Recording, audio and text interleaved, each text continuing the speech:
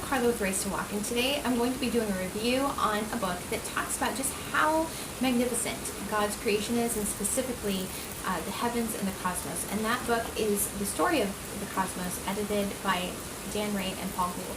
But before we get started, a little bit about this channel. Here we share good thoughts about good words, and on Tuesdays I upload videos about books, and on Friday I host a live Bible study on Instagram at Race to Walk, and then I upload that here later to YouTube.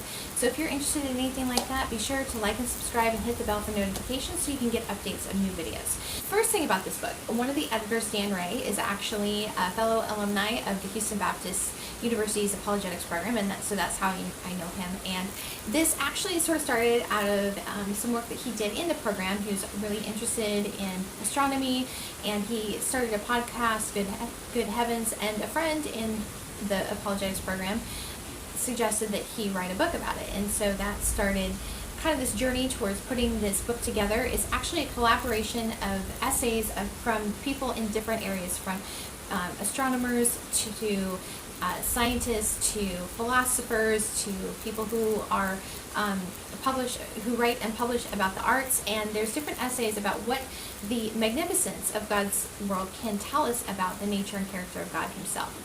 When this book came out, I think it was in June, it was actually the #1 seller on Amazon in its category, and I actually got a pre-release copy of this book. Dan signed it, and so I have this now. Now, the first thing about The Story of the Cosmos, it was published by Harvest House, and it is a beautiful, beautiful book. I mean, I'm sure the video probably doesn't do the cover justice, but it's such a beautiful book. It almost made me think twice about marking up and making notes in my copy. Obviously, I got over that pretty fast. It has full color pictures in it. On some of them it has diagrams explaining certain things that they're talking about. There's pictures of the art mentioned in it in that section. And so it's just a beautiful, beautiful book. Now, I went and I looked on Amazon. Now, the list price of this is $22.99. And I don't know if you know, if you've ever bought anything on Amazon, which I'm sure most people have, sometimes they'll have discounted prices on books, and that's actually Amazon themselves as a bookseller running that promotion. So when I looked at it today, right before I started recording, the book was $12, which is just a crazy cheap price for this. When you go, I don't know what it will be, but that was as of today, that's like an amazing deal. Now, one of the contributors to this book is Dr. Holly Ordway, and she talks about how we know so much more about so many things, but we have less value and meaning for those things that we know about.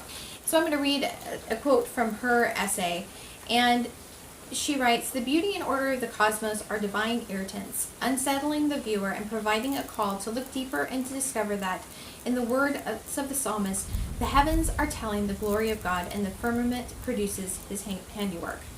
And then a little bit further on, she writes, "The Apostle Paul tells us that ever since the creation of the world, his invisible nature, namely his eternal power and deity, has been clearly perceived in the things that have been made." And that's from Romans 1:20.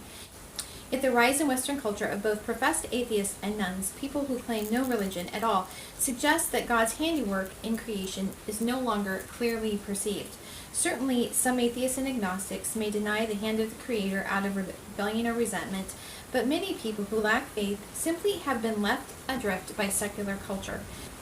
Their non-belief is passive, and they seek to fill the God-shaped hole in their heart with a substitute of some kind: sex, an obsession with health, physical appearance, consumerism, drugs, money, or power. They long for meaning, but fail to see any hint of it in the natural world around them. And then in her essay, she goes further on to kind of illustrate how social media contributes to that, how that we're always in a constant, what she calls a constant state of distraction, and so we don't really see what's right in front of us. And so in The Story of the Cosmos, it gives, from so many different areas, it can show us how to see the heavens and the universe again, how we can have a better understanding of just how magnificent the universe actually. Now, a couple things as I was reading through this. One of the things that stood out to me was that several of the people who do astronomy for a living, for example, there's one of the contributors is actually an astronomer at the Vatican Observatory, which is pretty cool. But how many people got interested in astronomy because of Star Trek? And this fictional story just captured their imagination so much that they've dedicated their lives to researching the universe. So you could say that watching Star Trek actually changed their life. I've mentioned a few times that several alumni and current students from the apologetics program at HBU published an unexpected journal. And in our second issue on the power of story, that's what we talk about, how stories can literally change lives. And this, when I read that, it was just so, it's funny. It's just a funny story. And one of the contributors actually met William Shatner, and when he told William Shatner he was a scientist and a Jesuit priest, Shatner was just shocked that you could be both. Like, how can you be a scientist and be a Christian? Being a scientist actually helps you, I think, if we don't know just how amazing God's world is, then how can we really appreciate how great He is? There's three parts to this. The first one, an exploration of the cosmos. Then there's a chapter on binary stars, on black holes, and an essay on the fathers of modern astronomy, Tycho Brahe and Johannes Kepler. In the second section, there is how the expression of the cosmos in literature can help us see it more clearly. The third section is titled Evidence is Pointing to the Creation of the Cosmos, and this is more of a philosophical section using reason. William Lane Craig contributes to this, and then it talks about coincidence and fine-tuning, and in that chapter specifically, it just talks about how extreme the claim is that this all could have come about by chance, and actually working the numbers. There are 13 contributors to the book, and in each of their chapters, they show how the universe points to not only the existence, but the presence and the glory of God. And Dan Ray writes, is there really nothing special about the cosmos and our place within it? We believe the cosmos is telling a rather different story, a story of hope, love, and purpose. And even more, we find a storyteller inviting us to enter into a divine drama and a divine dance. For those who have eyes to see and ears to hear, the cosmos does indeed declare the glory of God.